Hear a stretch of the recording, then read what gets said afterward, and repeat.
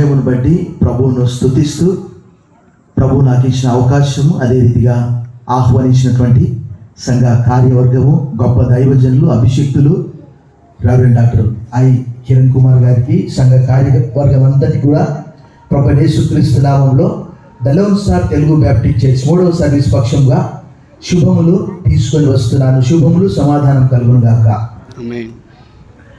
ఈ దినము నేను ప్రభుని అడుగుతున్నాను, ప్రభా ఏం చెప్పాలి అంటే, క్రైస్తవ జీవితంలో ఏదైతే కొరత ఉన్నదో, వ్యక్తిగతంగా సంఘంగా అనేక మంది ఎదగలేక వెనకబడి ఉంటున్నారు. ఒక శిశువు ఈ లోకంలోనికి వచ్చినప్పుడు ఎవరు కూడా అంటే ఎదగడానికి ఎవరు సహాయం చేయరు. తల్లి మాత్రము తన పాలనిస్తుంది.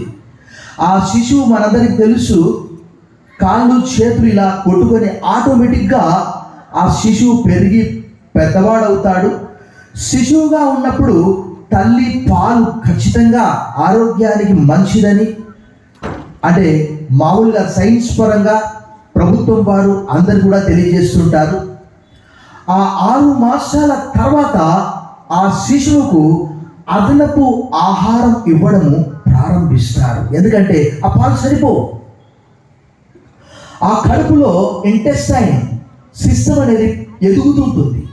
అలాగే క్రైస్తవ జీవితంలో ఎప్పుడైతే మనము బాప్తిస్మం తీసుకుంటామో, అఫ్కోర్స్ మనము ఒకవేళ బాల్యం నుంచి ఆదివారం బడికి వెళ్ళవచ్చు, యవన సమాజం కూటమికి వెళ్ళవచ్చు, తర్వాత ఆరాధనకు వెళ్ళవచ్చు, క్రైస్తవేతరుల నుంచి అనగా అన్య కుటుంబంలో నుంచి రావచ్చు.